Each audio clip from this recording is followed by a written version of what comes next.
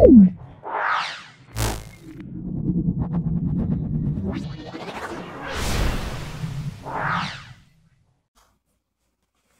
এসো আজকে 9 নম্বর এবং 10 নম্বর স্কুল। এটা 9, এটা 10 নম্বর স্কুল। 9 নম্বর এবং 10 নম্বর স্কুল চলে এসো। দেখো, এমন একটি খাদ্য উপাদান লেখো যা শক্তি পাওয়া যায় না, সেটি হলো কি? শক্তি পাওয়া যায় না, ভিটামিন ডি। আমরা বলো ভিটামিন বলবো। এমন একটি খাদ্য উৎসের নাম লেখো যা শক্তি পাওয়া যায় না, সেটা ভিটামিন বলবো। PbNO3 প্লাস FeSO4, এটা আমরা বলবো PbSO4 প্লাস FeNO3 হোল 2। এটা আমরা কি বলবো? এটা আমরা বলবো অপশন সি, বিনিময় বিক্রিয়া বলবো। একটি সংশ্লেষিত খাদ্য, আমরা কি বলবো? কোল্ড ড্রিঙ্কস বলবো। কোল্ড ড্রিঙ্কস হলো সংশ্লেষিত খাদ্য। এর দেখে নাও, পরমাণু ক্রমাঙ্ক মানে 17, আর নিউটন সংখ্যা বিয়োগ করব। তাহলে পরমাণু ক্রমাঙ্ক 17, নিউটন সংখ্যা 35 মাইনাস 17 18। তাহলে পরমাণু ক্রমাঙ্ক 17 হবে, আর নিউটন সংখ্যা বার করার নিয়ম হলো 35 থেকে 17 বাদ দেবো, বাদ দিলে 18 বলবো। তাহলে 17 আর 18, তাহলে অপশন সি বলবো।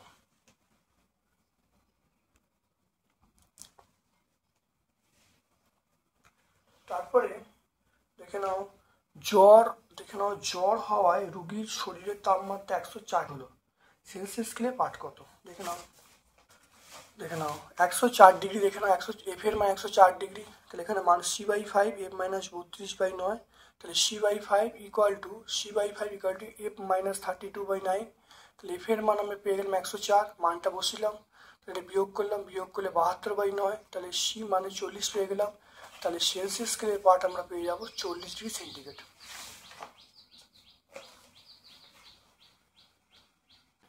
এটা তারপর দেখে নাও, জিঙ্ক এবং ফসফেট, এই যৌগের নাম কি?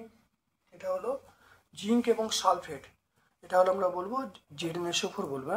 ZnSO4 বলবো। দেখে নাও কীভাবে হবে 6টা। দেখে নাও 6টা, দেখো Zn, আর আমরা বলবো SO4, এর 2, এরও 2। তাহলে দেখে নাও, তাহলে আমরা বলবো ZnSO4, এরও 2, এরও 2। এই 2গুলো তাহলে থাকবে না, তাহলে এইদিকেও 2 আছে, এদিকেও 2, আর 2 ক্যান্সেল হয়ে যাবে। তাহলে আমরা বলবো ZnSO4। এসআই পদ্ধতি তাপের একক আমরা বলবো জুল। এসআই পদ্ধতি তাপের একক জুল। ফারেনহাইট স্কেলে ফুটুন জলের তাপমাত্রা কত হবে? আমরা বলবো 212 degree Fahrenheit. 212 degree Fahrenheit. Dash এর উদ্ভিদ ড্যাশের জন্য মাটি থেকে জল ও খনিজ শোষণ করে। তাহলে উদ্ভিদ ড্যাশের সাহায্যে মাটি থেকে জল ও খনিজ লবণ শোষণ করে, এটা মূল। আমরা বলবো মূলের সাহায্যে। পদার্থের কঠিন অবস্থা থেকে সরাসরি বাষ্পে পরিণত হওয়াকে আমরা বলবো ঊর্ধ্বপাতন।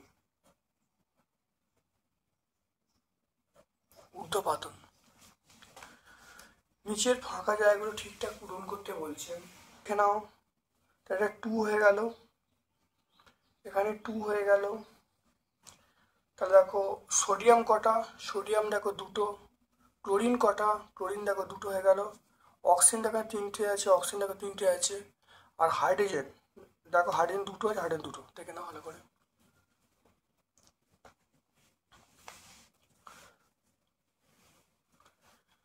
এরপর দেখে নাও, পারমাণবিক সংখ্যা কাকে বলে?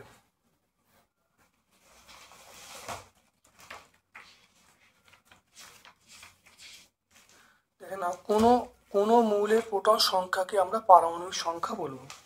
এটা পেজ নাম্বার 86-তে পাবো। তেলে এবং জলে দ্রবীভূত ভিটামিনের নাম। তেলে এবং জলে দ্রবীভূত ভিটামিন। তেলে দ্রবীভূত ভিটামিন আমরা এ বলবো, আর জলে দ্রবীভূত ভিটামিন আমরা সি বলবো। তাহলে তেলে দ্রবীভূত ভিটামিন এ হলো এ ডি বলবো, আর জলে আমরা সি বলবো। লিপিডের একটি উদ্ভিজ্জ উৎস। লিপিডের আমরা ঘি বলবো। ঘি হলো লিপিড পাওয়া যায়। জীব দিয়ে দেখো পরের প্রশ্ন চলে এসেছে, জীব দিয়ে জলের ভূমিকা বলতে বলছি। দেখো জীব দিয়ে জলের ভূমিকা, জীব দিয়ে নানা রকম বিক্রিয়া ঘটাতে সাহায্য করে জল। তাহলে পরিবেশের তাপমাত্রা দ্রুত বদলালেও পাখি স্তন্যপায়ীর তাপমাত্রা নির্দিষ্ট রাখে। এরকম অনেক পয়েন্ট আছে, যে কোনো দুটো পয়েন্ট তোমরা বলে দেবে। পেজ নাম্বার 178 আমরা পেয়ে যাব। প্রাকৃতিক এবং প্রক্রিয়াগত খাদ্যের উদাহরণ দিতে বলছে। প্রাকৃতিক খাদ্য আমরা যে কোনো পেয়ারা বলবো, প্রাকৃতিক খাদ্য পেয়ারা বলবো, আম বলবো, এগুলো প্রাকৃতিক খাদ্য। আর প্রক্রিয়াগত খাদ্য আমরা ভাত বলবো। ভাত হলো প্রক্রিয়াগত খাদ্য। তাহলে প্রাকৃতিক খাদ্য আমরা পেয়ারা আম বলবো, আর প্রক্রিয়াগত খাদ্য আমরা ভাত বলবো, ভাত মুড়ি এগুলো। দেখে নাও এবার, দেখুন 1 দাগের প্রশ্ন। 0°C তাপমাত্রা 1 ঘন্টা বরফকে গর্ত করে 10°C তাপমাত্রায় জল ঢালে জলের উষ্ণতা কত হবে?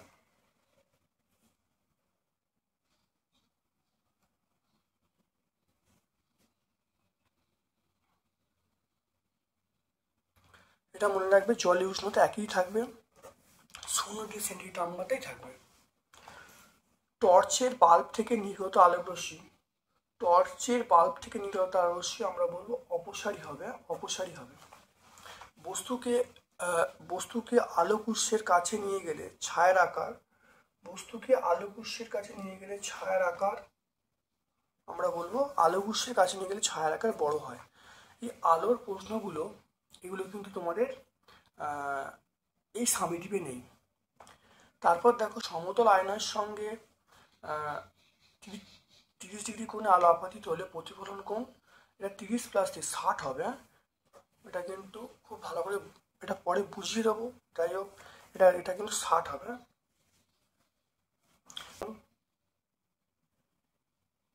তাহলে এইটা আমরা 30° কোণ বলছি সমতলের সঙ্গে। তাহলে এইটা 90°, তাহলে এই কোণটা কত? 60°, 60° হলো। আর আলোটা প্রতিফলন হচ্ছে এরমভাবে, তাহলে এই কোণটা কত হবে? 60° হবে। তাহলে সেই জন্য সমতলের সঙ্গে 30° কোণ করে পড়ে, তাহলে আপাতন কোণের মান 60°, প্রতিফলন কোণ 60° হবে। তাহলে সেই জন্য আমরা বলবো 60° বলবো। চুম্বকটাও তোমাদের নেই এই ফার্স্ট সামিটিভে। চুম্বক দৈর্ঘ্য এবং জ্যামিতিক দৈর্ঘ্যের মধ্যে সম্পর্ক, এটা আমরা বলবো, সেটা অপশান 2 বলবে, 0.86। প্রদত্ত কোনটি অচুম্বক পদার্থ নয়? অচুম্বক পদার্থ নয় মানে চুম্বক পদার্থ, সেটা হল লোহা, নিকেল, কোবাল্ট। এখানে নিকেল আছে। নিকেলের সংকেত বা নিকেলের চিহ্ন আমরা Ni বলবো। পরমাণুর প্রোটন সংখ্যাকে, তারপর দেখো পরমাণু নিউক্লিয়াসে কোন চার্জ থাকে? এটা আমরা বলবো ধনাত্মক চার্জ থাকে, ধনাত্মক চার্জ থাকে। পরমাণুর প্রোটন সংখ্যাকে আমরা বলবো পরমাণু ক্রমাঙ্ক বলবো, পরমাণু ক্রমাঙ্ক। তিনটি অণু জলে কটি পরমাণু আছে? তাহলে জল মানে H2O, তাহলে 1 অণু জলের মধ্যে দেখো পরমাণুর সংখ্যা 3টে, তাহলে 3 অণু জলের মধ্যে তাহলে 9টা হবে, তাহলে অ্যান্সার হবে 9টি।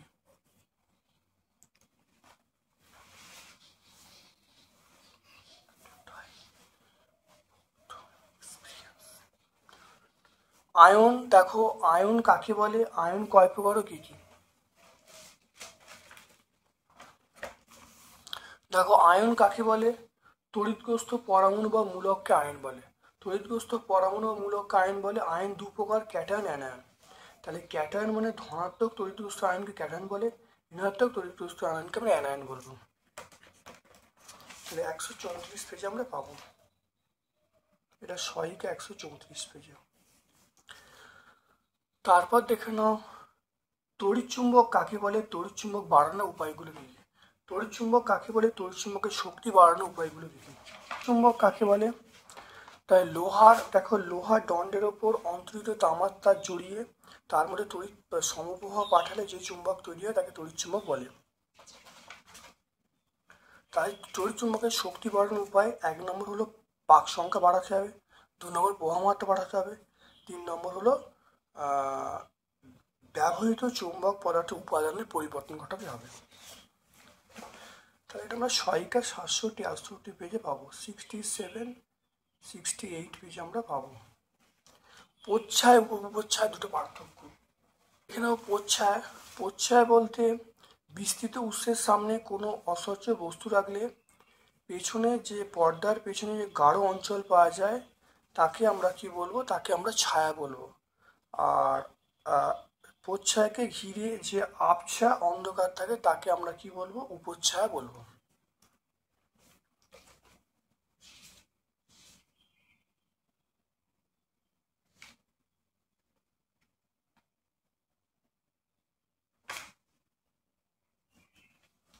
তাহলে এবার বলবো, দেখে নাও, প্রচ্ছায়াটা আকারে বড় হয় আর উপচ্ছায়াটা আকারে ছোট হয়। তাহলে কোনটা বেশি গাঢ় হবে, কোনটা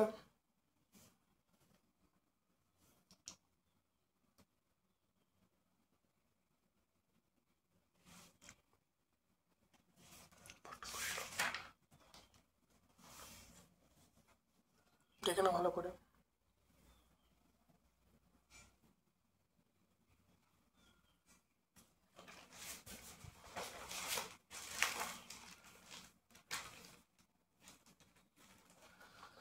তাহলে এখানে এটা প্রচ্ছায় উপচ্ছায়, এখান থেকে পার্থক্য পেয়ে যাব।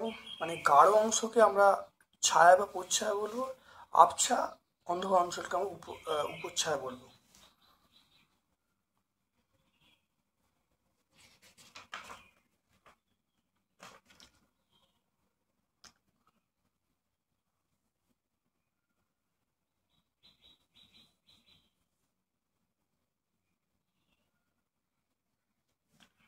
আচ্ছা, আলোক-উৎস দেখে নাও, যদি আলোক-উৎস বড় হয় তাহলে প্রচ্ছ উপচ্ছায়া দুটি গঠিত হয়। আবার বিন্দু উৎস হলে তখন উপচ্ছায়া শুধু ছায়া গঠিত হয়। আমরা এখানে একটা পার্থক্য বলে দিতে পারবো। তাহলে একটা হলো সংজ্ঞা থেকে বলে দেবো, আর একটা হলো যে যদি আলোক-উৎস বড় হয় তাহলে দুটো গঠিত হবে, আলোক-উৎস বিন্দু উৎস হলে তাহলে উপচ্ছায়া গঠিত হবে না, শুধু প্রচ্ছায়া গঠিত হবে। একটা পার্থক্য বলে দেবো। তাহলে পেজ নাম্বার 19 আমরা পেয়ে যাব।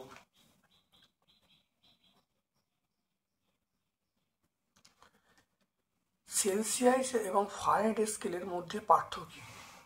সেলসিয়াস স্কেলে নিম্ন স্থিরাঙ্ক 0°C, ফারেনহাইট স্কেলের নিম্ন স্থিরাঙ্ক 32°F। সেলসিয়াস স্কেলে ঊর্ধ্ব স্থিরাঙ্ক আমরা বলবো কত হবে, এটা 100°, আর ফারেনহাইট স্কেলে আমরা বলবো 212°F। এবার দেখো এই দুটো বিয়োগ করলে প্রাথমিক অন্তর পাওয়া যাবে। তার সেলসিয়াস স্কেলে প্রাথমিক অন্তর কত, 100টি, আর ফারেনহাইট স্কেলে প্রাথমিক অন্তর আমরা বলবো 180টি। দুটো পার্থক্য আমরা করতে পেরে গেলাম। এটা পেজ নাম্বার 5-এ আমরা পেয়ে যাব।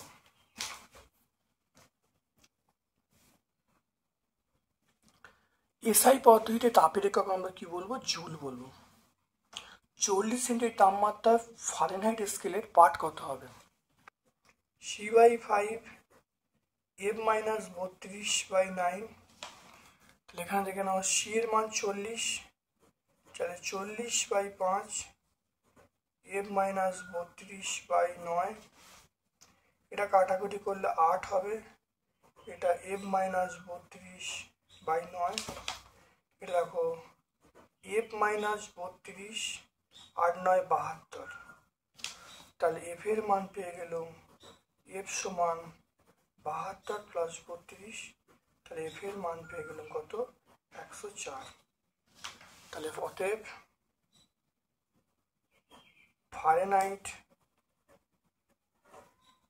ফারেনহাইট পাঠ 104°F। তাহলে C/5 F-32/9 এখানটা করে ফেললাম। দেখো করলে F এর মান পেয়ে গেলাম 104°F।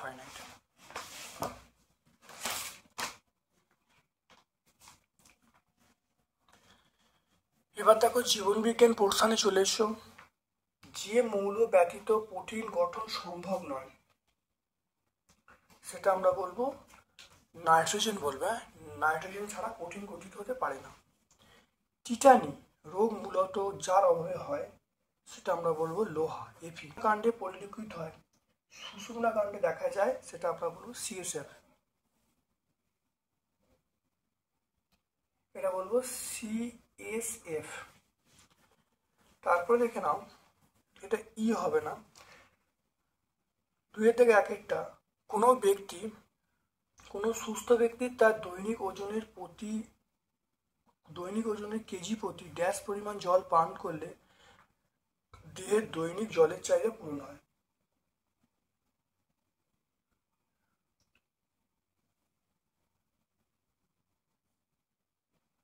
আচ্ছা, এটা আমরা বলবো 50 মিলিলিটার। 50 মিলিলিটার আমরা বলবো 50 মিলিলিটার। তারপর দুয়েরটা চলে এসো, একজন ব্যক্তি BMI 25 থেকে 30 হলে ব্যক্তিকে স্বাভাবিক বলা হয়। এটা মিথ্যা, এটা মিথ্যা।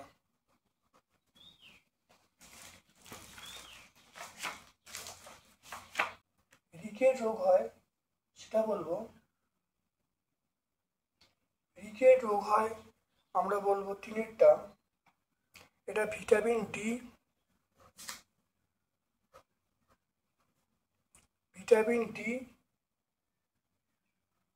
এবং ক্যালসিয়াম। ভিটামিন ডি এবং ক্যালসিয়ামের অভাবে রিকেট রোগ হয়। মেন ভিটামিন ডি, তারপর ক্যালসিয়াম, এর অভাবে কিন্তু রিকেট রোগ হয়। গ্যাস হলো অপুষ্টিজনিত রোগ, এটা হলো কোয়াশিকর, আমরা বলবো কোয়াশিওকর।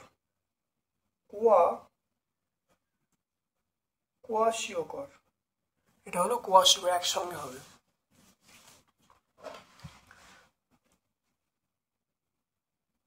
তাহলে আয়োডিন দেখে না, পরের প্রশ্ন চলে এসো, আয়োডিনের 2টি অভাবজনিত লক্ষণ। এটা হলো, একটা হলো গয়টার বলবো, বা একটা হলো গলগণ্ড বলবো, আর 2 নম্বর হলো আমরা টেরা চোখ বলবো।